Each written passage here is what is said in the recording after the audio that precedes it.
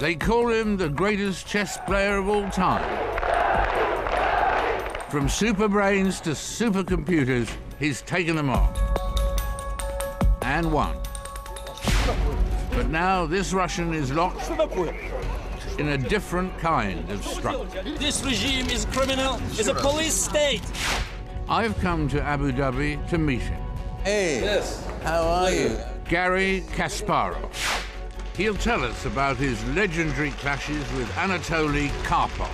Any match of that caliber is a personal rivalry, period. And a few less legendary clashes since then. What was it like in a Russian prison?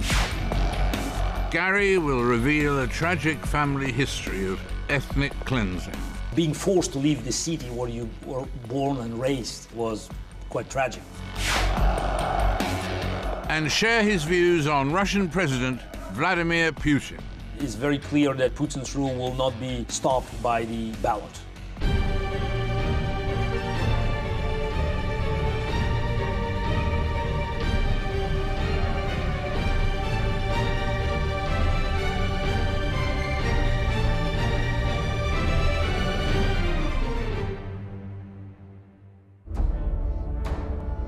It's the ultimate battle of tactics, strategy, and wits. In the beginning, if you lost, you had a finger cut off or you were killed. A 1,500-year-old game of such mind-boggling complexity that men have gone insane playing it. Mathematically speaking, there are as many possible chess games as atoms in the visible universe. And from his birth in Azerbaijan in 1963, chess was the game for Garry Kasparov. How old were you when you first played chess? Probably before I turned 6, just watching my parents. According to the official legend that's told by my mother, and probably that was, true, I was watching them trying to solve the problem from a newspaper column. And I learned how to play without being told how to move the pieces. I knew it was a game designed for me. So, okay, we're always very, self-confident. So I loved it. I loved it, not just to play, but also to study the game. So I spent time even on my own. And actually, my mother limited my enthusiasm because I just went to the chess training session only once a week when I was 7 or 8. On Sunday, so just because it was quite far away from our home. You lost your father when you were very young. Yeah, I was 7. Yeah. So 7. So and he was just 39. Died from leukemia. So and it was really a big shock. I mean, it was such a lovely couple, my mother and my father, and since he's gone, she spent her entire life working for me. So and just for my success. So and that's. I couldn't be more grateful for my mother. She turned 76.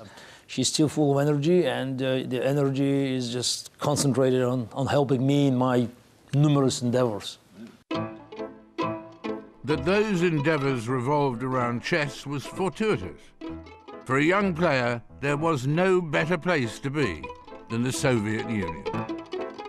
Why was chess established by then as the national sport, almost? No doubt Russia had quite strong chess traditions going back to the mid-19th century. Don't forget, Russia included Baltics at that time and Poland.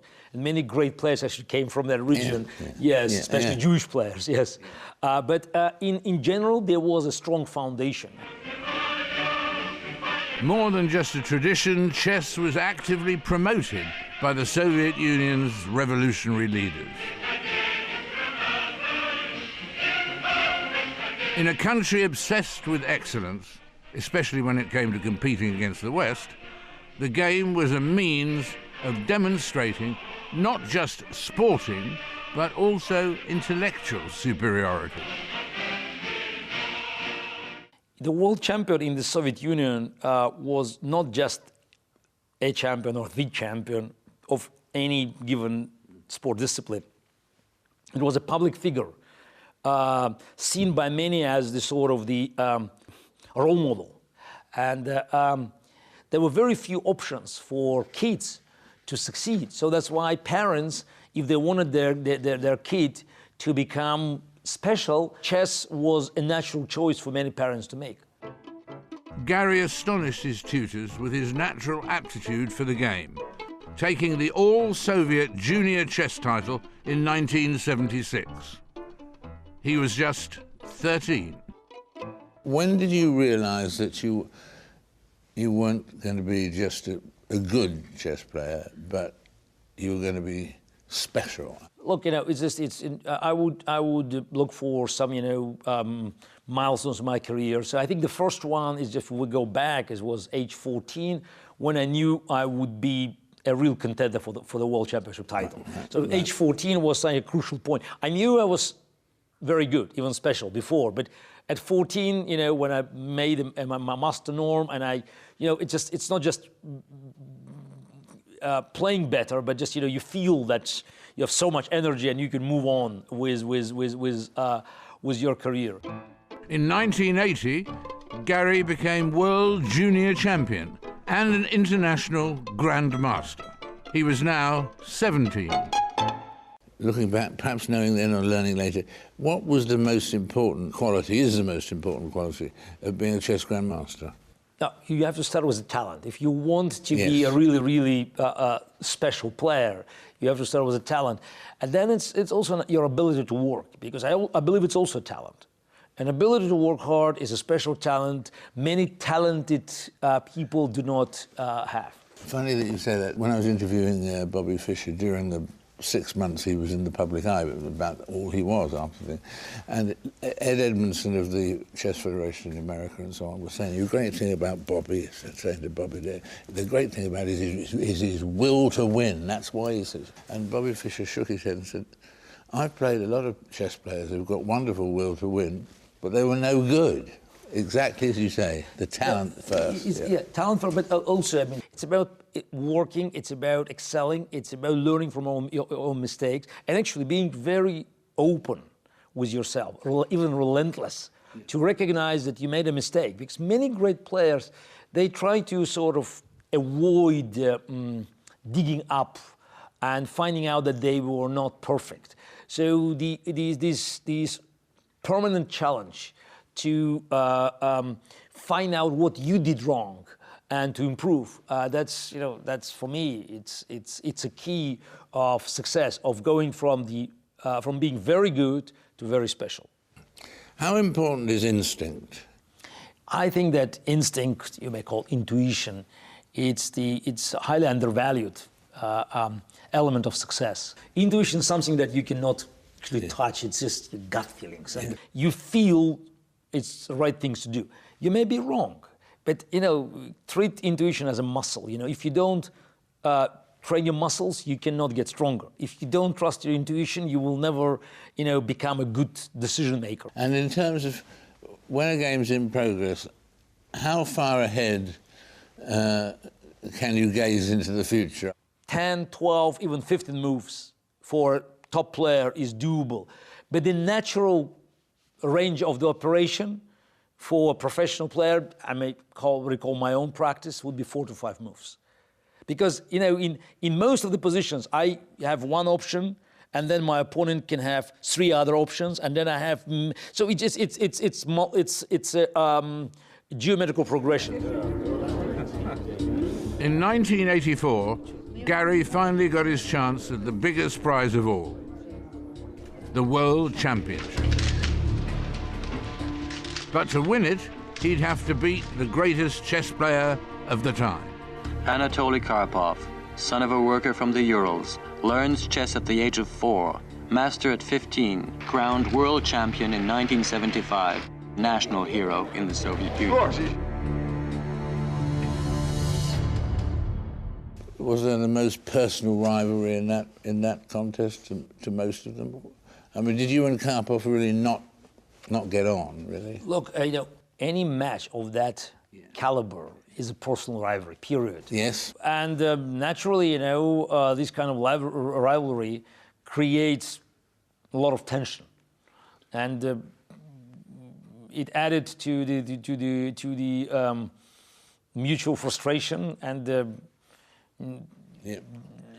I guess it was all more than natural. Karpov is very solid positional, quiet player, just looking for small gains, and it's quite a unique style. So I'm totally the opposite. So as you may call it, fire versus ice. So the main characteristics, created this unique competitive field. And in fact, there was a sense in which people around the world sort of pictured Karpov as the regular communist and you as the sort of somehow voice of independent freedom or whatever. It became a bit political in that sense.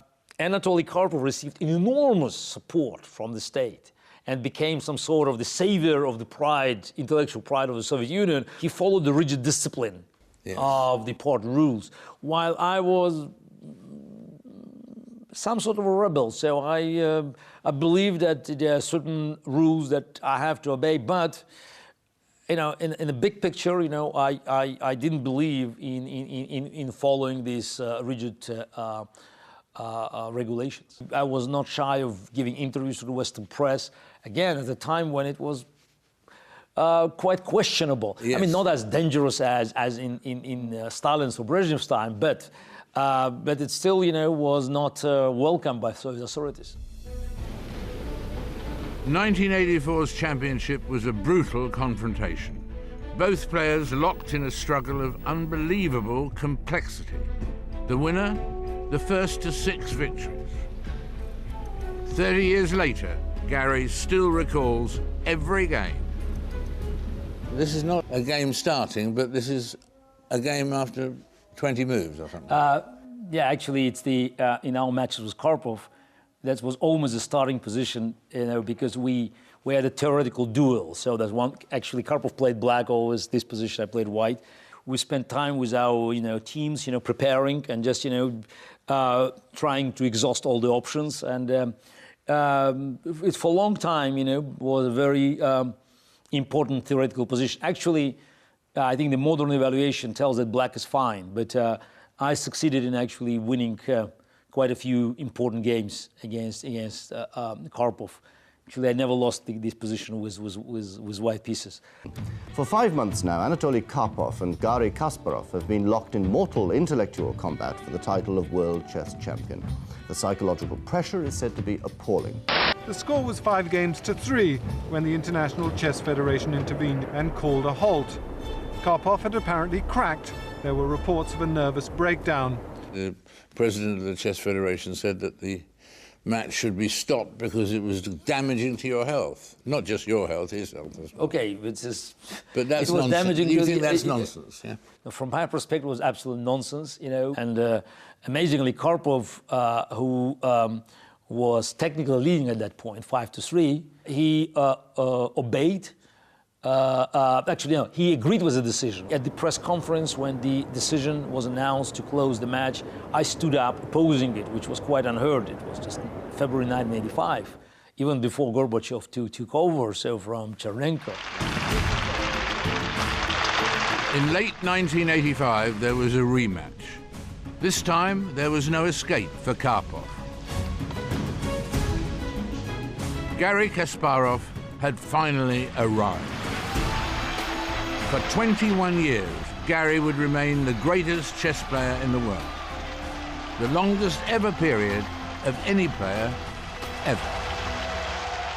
Some people would say, well, what do you do next? You've done that.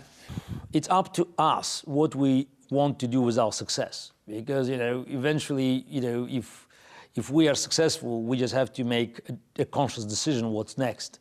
And for me, there was always a next station because it was not enough for me just to win.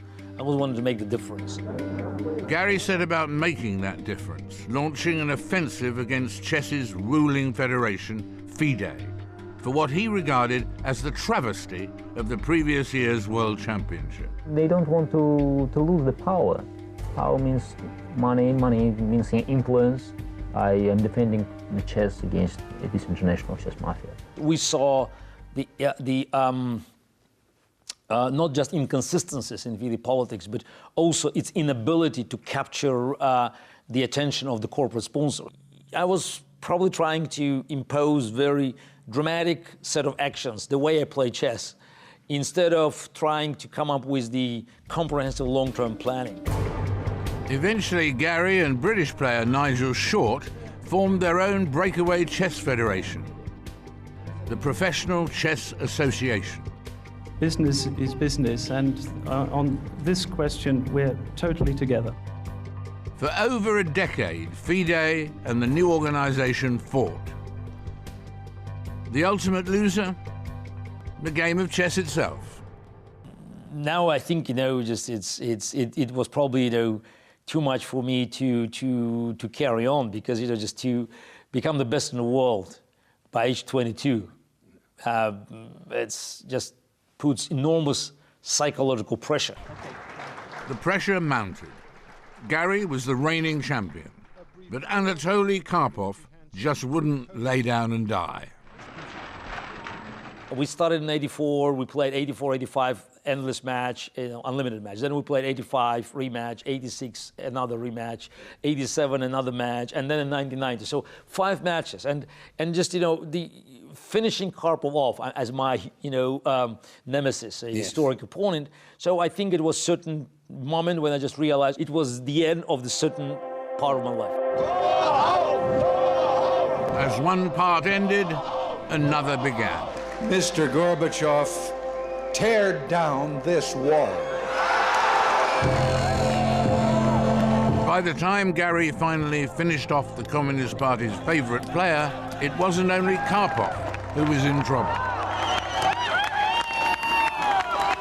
An era of great change. Change for the good, would you say? Yes, absolutely. And when Reagan said his historic phrase, tear down this wall, 1987, very few people could believe they would see it with their own eyes. So actually I was one of them, and I sensed that the Soviet system wouldn't survive in its rigid form. And 89, the collapse of Berlin Wall, I believe it was just, it was not just liberation of Eastern Europe. I think it was just, the end of this utopia, very dangerous utopia that threatened the entire world. But the new world brought instability as the republics of the Soviet Union began to fragment. The results were to affect Garry profoundly. One of the first was Azerbaijan and his hometown, Baku. If you look at the map of the old Soviet Union, there were many places where clashes, ethnic clashes, changed the political landscape. And Baku was one of the most tragic because of the numbers, and also, personally for me, I grew up there. I'm half Armenian, half Jewish, and there's many Armenian relatives. In January 1990, ethnic and religious tensions, long held in check by central authority in Moscow, erupted onto the streets. A crowd of some 50,000 people who were leaving from a demonstration at the Lenin Square committed pogroms, destruction, arson, violence, and murders. The country's majority Azeri population formed lynch mobs and hunted down their Armenian former compatriots. Мужчин топтали вот ногами, сапогами на горло давили сапогами. After 8 days of appalling violence, Soviet authorities intervened. But instead of stopping the killing, their arrival only accelerated the process. These ethnic clashes and pogroms sort of offered an excuse for central authorities from Moscow to use military force and to establish some sort of the KGB military rule in these hotspots. It didn't save the empire, which was about to crumble, but it cost thousands of lives and hundreds of thousands, if not millions, considering the entire perimeter of the Soviet Union, millions of people who suffered. Within a fortnight, nearly 200,000 ethnic Armenians had fled their homeland, never to return. We all left Baku, and never came back. So just leaving forcefully leaving the or being forced to leave the city where you were born and raised and grew up. I mean, that's spent first 27 years of your life. Yes. It was quite challenging. But I was 27. My mother was 52, and my grandmother, she was 78. So that's for her, it was quite tragic. The psychological trauma was very, very strong. And thinking about hundreds of thousands of others who have been evicted from their houses, who lost everything they collected over their lives. I mean, this thought is still painful. About this time, 1990, I think, you made a decision to leave the Communist Party. After this tragedy, and I saw it, and I left my native town, I decided that there was no good reason for me to stay within the party, because we, as every professional player, I had no choice but just to join it, to be part of this playing elite. But I always felt that I was able, by using my membership, to criticize what I believe was wrong. So very often I just reached the limits. Sometimes maybe I overreached my limits, but the world title helped me to actually stay afloat. But after Baku, I just sensed it was totally useless, and I lost any hopes that within the Communist Party there could be any positive change. And January 1990, more than 18 months before the August coup and the collapse of the Communist Party, I quit. Did you feel that you could really take from that position at the beginning of 1990 and really have a dynamic political effect? When I left Baku, I was just about to turn 27, so just quite young by any standards. But on the other hand, I was already world champion for almost 5 years. And I believe that by doing nothing, by pretending that this battle, this fight, didn't touch me, I would do disservice for the citizens of my country.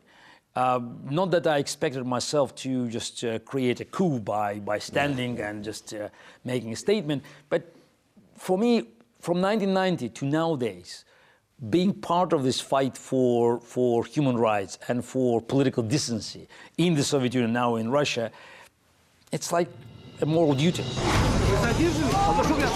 What happened next was to test Garry's moral duty to its limit. We'll discover how in part 2, when we'll also learn his thoughts on computer chess. Deep Blue was, once I called it the $10 million alarm clock. Russian politics today. I don't think anybody could predict the return of the KGB to power. And Moscow's most infamous punk rockers. I always said that if they danced naked, but singing, God Save Putin, they would be probably awarded. Why was chess... I'm in Abu Dhabi with chess legend Garry Kasparov. The most famous player in the history of the game is on a global mission to promote it in schools. Hello there. And I've been invited along. This time I'm going to beat this guy by doing this! For these young chaps that are here, why is their life going to be enriched by playing chess? The experience that we have been collecting from all over the world clearly shows that classes with chess are doing better in general curriculum than classes without chess. Yes. I play chess because I find it really refreshing sport. I play chess and then I go study, and it helps me concentrate. I made my move. I think I learned how to think the future from this, because if I move the wrong piece from chess, the opponent will kill me. How do you learn to play chess? I didn't have a chess set at home, so I joined the chess club. You have a computer, I'm sure. Yeah, I did. Yeah, you can have a program on iPad. Yeah. Don't tell me you don't have an iPad. I do. I'm sure you do. Today's computer chess is a long way from the early gaming machines. Fascinated by this infinite chessboard, man has always wanted to solve its riddle.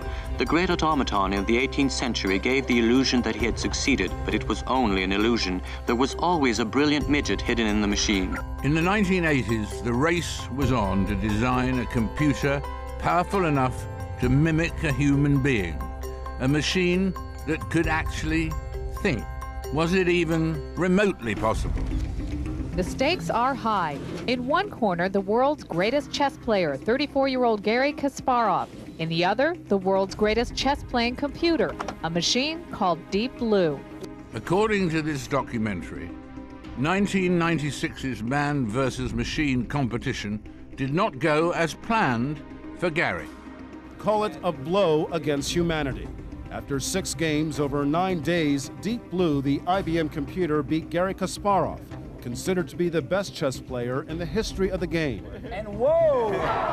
Deep Blue, Kasparov! And allegations were raised that computer giant IBM did not play fair. I still believe that yesterday game was started by all computer specialists because I think something truly unbelievable happened.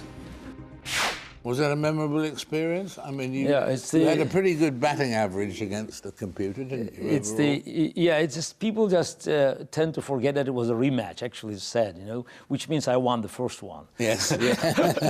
Well said. Well said. It's irony is that in the public mind, sort of closed the chapter of man versus machine, and many people thought it was the beginning of the triumph of artificial intelligence. Deep Blue was, once I called it a $10 million alarm clock.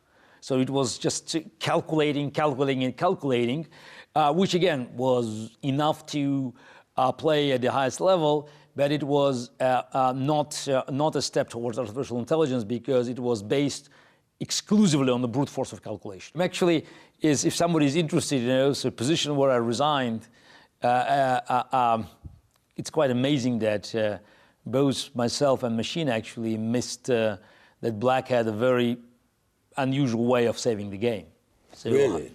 So neither you nor the computer. Yeah, I just it's amazing because I thought it was it, and because it's interesting. I just trusted the machine. I also broke one of the important rules. It's never late to resign. Yes, absolutely. And then soon you come face to face with Viktor Kramnik. Was that different to the other exchanges, or was it? Well, it's different to playing a computer, obviously. No, Vladimir Kramnik was 12 years younger than I was. And irony is that, at one point he was my student in our joint school with Mikhail Botvinnik, but later, he also worked with me at my match with Vishy Anand in 1995. This has been a very different World Chess Championship. As ever, the players were Russian, but they played in London, were visible live only on the internet, and the commentary was in French. Most dramatically of all, the great Garry Kasparov lost both his cool and his title. In game 13, needing desperately to win, he suddenly offered a draw. Was he an outstanding opponent? I was 37, I was still playing pretty good chess. But in this match, he was superior in the way he prepared. So I have to admit that I was probably too... complacent? Complacent is the wrong word, probably. I'm just confident. Maybe overconfident, but actually, it's. I believed in my own invincibility. Question for Garry Kasparov: what is wrong with you? The match was actually quite helpful because it sort of shook off my brains. But I lost the title, which again probably had to happen one day. I kept it for 15 years, and for me it was important that after losing the match, I could come back. The fact is, after we played this match, so I kept on winning top tournaments, and actually I never lost another game to Vladimir Kramnik, so in classical chess. I kept my #1 rating for 5 more years.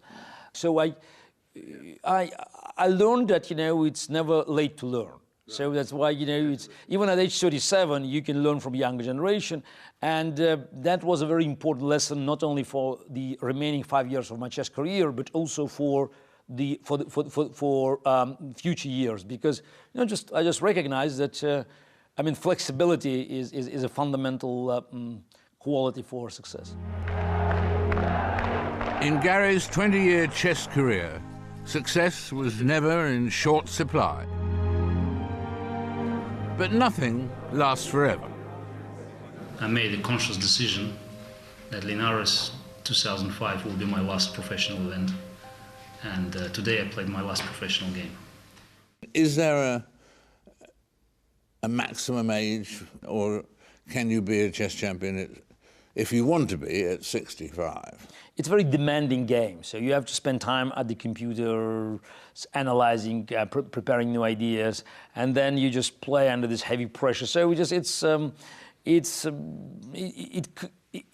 sucks a lot of energy out of you. So, and players in their 20s or early 30s, they definitely have a physical advantage over older competitors. I probably would be able to play a few more years, but I made a decision to retire, and it was not just overnight, at the end of the tournament in Spain, in the city of Linares, but just beforehand, I thought I already made enough difference in the game of chess. So just making difference was important, and I just recognized that maybe it's time just to move on. So just to start changing my life before it's too late. So you can't stay in chess indefinitely because everybody needs challenges. So, and I thought about other challenges. At the head of those challenges, politics. Garry's interest dated back to epoch-making events in 1991, when the communist empire collapsed. The birth of an independent Russia heralded an era of optimism. It was not to last. In 1991, when we had our own collapse of Berlin Wall, so the collapse of the Soviet regime in Moscow, in the heart of the Soviet state, I don't think anybody could predict the return of the KGB to power less than 10 years from that moment. For Garry, the key error was Yeltsin's. In 1999, the Russian president appointed his own successor, a young, ambitious, former KGB officer, Vladimir Putin. Putin, by far, is the richest man on earth, who controls hundreds of billions, if not trillions of dollars that allocated through this oil and gas export and other, selling other riches of Russia. And he's determined to use every opportunity, every muscle, whether it's military or intelligence or financial, to maintain his power. We are now living in a country that is anything but democracy. It's a one-man rule, and it's very clear that the Putin's rule will not be stopped by the ballot. Most of the opposition leaders now, they are under constant criminal investigation with some ridiculous accusations and criminal cases. And it seems that Putin is determined to end this period of opposition activities by simply throwing everybody behind bars or kicking them out of the country. For Garry, the archetypal case, Mikhail Khodorkovsky. In 2003, Russia's richest oil baron criticized Putin's administration for its alleged corruption.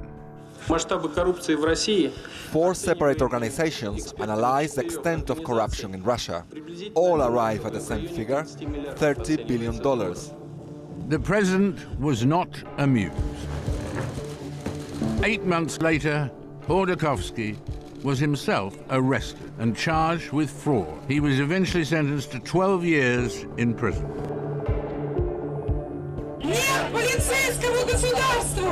In response to what they saw as Putin's heavy-handed methods, Russian activists took to the streets to protest. Garry joined them. This regime is criminal, is a police state. They arrest people everywhere because they're scared stiff. And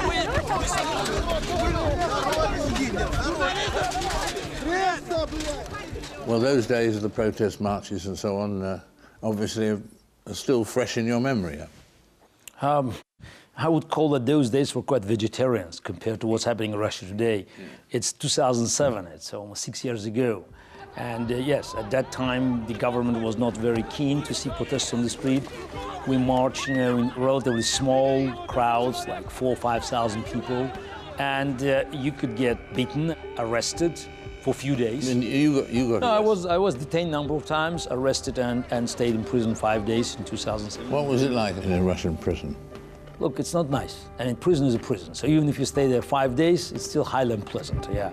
But today, it's all changed. Now, it's not just, a few days in prison. Now they are threatening people with, long terms. There are criminal cases. There's actually one huge criminal case is unfolding in Russia now, so-called the riots on May 6th, where every piece of video footage shows you that the police provoked and attacked an unarmed crowd of tens of thousands of people. And eventually, with all the provocations caused by these certain people installed in the crowd, and again, it's all seen, it's all recorded. Now they're trying to accuse opposition of inciting hatred and even an attempt of coup d'etat, so it's just a state treason, and call for mass riots as part of this big trial prepared by Putin's henchmen. According to his critics, Putin's henchmen are capable of less subtle tactics. We had one of the worst records in targeting journalists, like Anna Politkovskaya. It's pretty sad record of journalists being killed or badly injured for saying negative things about top government officials. On the wall of the conference room at the newspaper where Anna worked, a memorial to her and 5 other staff from Novia killed while reporting on crime and corruption in Russia. But the man who was commissioned to look into her assassination for the paper says his investigations took him into the upper reaches of government. It's obvious that Politkovskaya murder is political. The person behind this murder is not a regular civilian or businessman. This person is placed very high in social and political hierarchy of our country. A week after Politkovskaya's death, Russian intelligence officer Alexander Litvinenko accused Putin of sanctioning the murder. 2 weeks later, he was assassinated in London. There is no hard proof that the Russian government was complicit in either killing. But speaking out against the administration can be a hazardous business. Over the years that you've been a leading rebel, have you been conscious of, aware of, being followed, someone attempting to hurt you or kill you? I was not a target of something that dramatic, but for 8 years, I've been hiring bodyguards while I'm in Russia. I feel very comfortable by being anywhere, but in my country, I feel that there was a need, and there's still a need, to be protected against the unprovoked attacks by unknown hooligans, which cause so much damage for many of prominent Russians who oppose the regime. As for being tagged or followed, it's 24/7. So you live in Russia, they're not even hiding. Many of our telephone conversations have been published. Everybody knows it's released by Russian security. Any given moment you're in Russia, you should understand that you are under constant watch of the big brother. So it's like the rules of the game. So you play this game, that's you can't escape that. Because here's a former KGB general, Oleg Kalugin, who's alleged to have said about you, I wouldn't be surprised to hear about something terrible happening to him. Look, it's very hard to be impassioned talking about such predictions. But yes. Again, while you are in Putin's Russia, you can expect anything. But in the last year, things changed actually for worse, because they go after you with the whole power of the Russian state. So that's the prosecution, investigators, and they don't care about even excuses now. They find anything that they can invent, and you're already part of the criminal investigation. Talking of criminal investigations, here is Russian punk band Pussy Riot with their latest single, Mother of God, Drive Putin Away.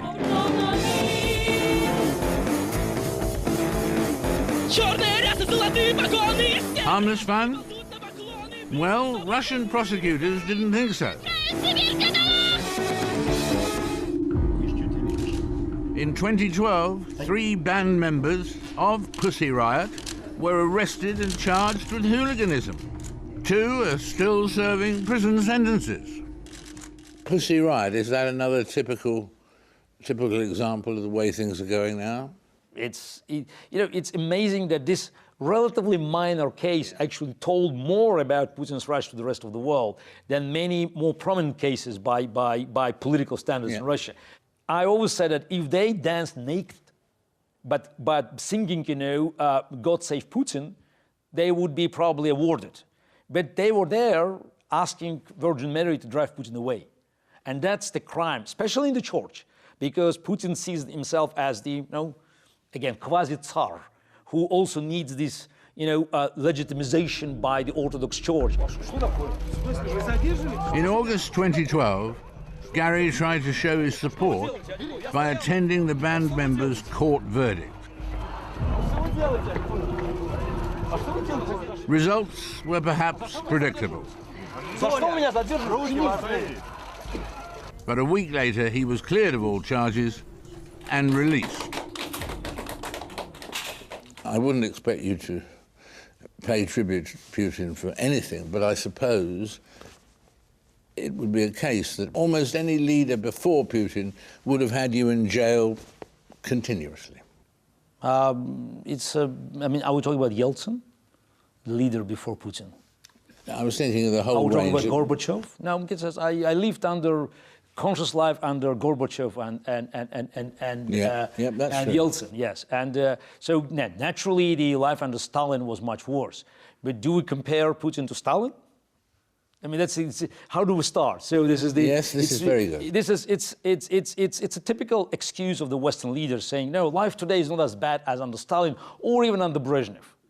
Actually, as for Brezhnev's years and today, I think we are already, at a level where, questions can be asked. Russia today is rapidly moving into the some sort of the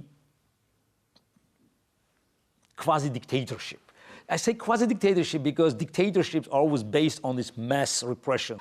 But modern dictators, they are different. So they just, they even allow some sort of elections. The question is what they do when their power is threatened. And unfortunately, I have no doubt, when Putin, feels that he is threatened, he'll act like Gaddafi or Bashar al-Assad, not even like Mubarak.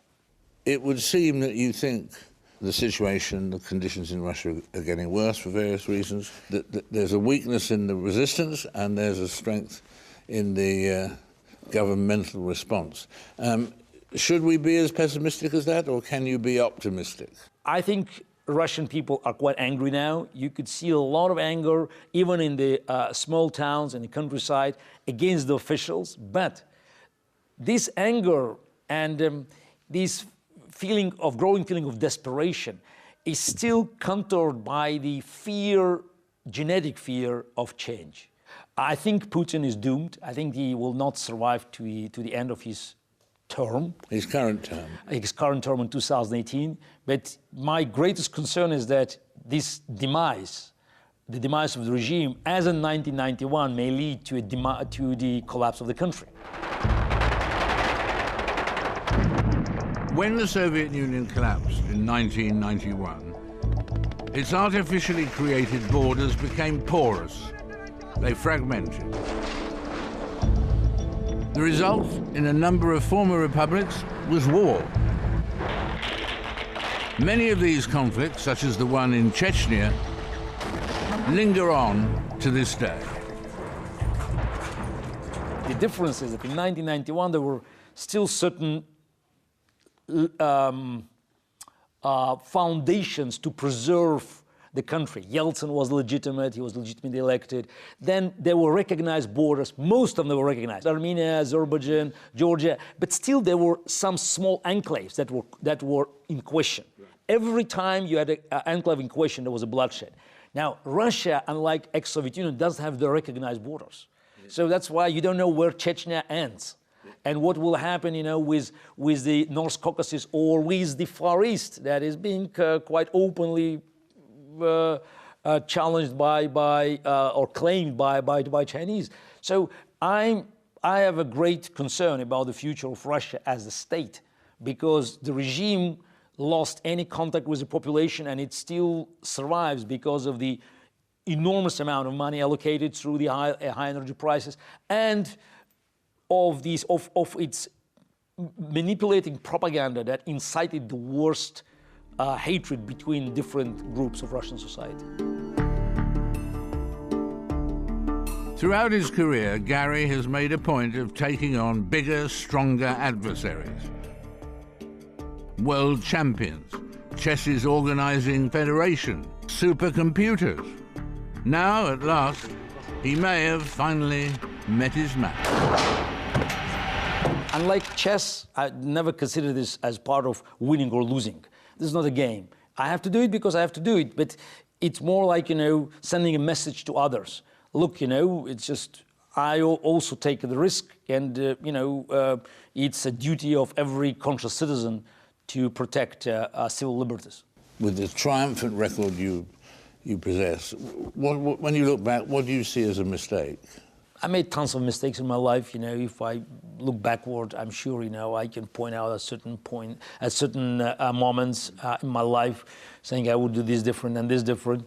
But at the end of the day, I always follow the same algorithm, trying to make the difference, whether it's at the chessboard or in the surroundings of the chessboard or in my, ordinary life. Garry, thank you very much for the whole of this conversation. We really appreciate it. 2 months after this interview, Garry Kasparov announced that he will not be returning to Russia for reasons of personal safety.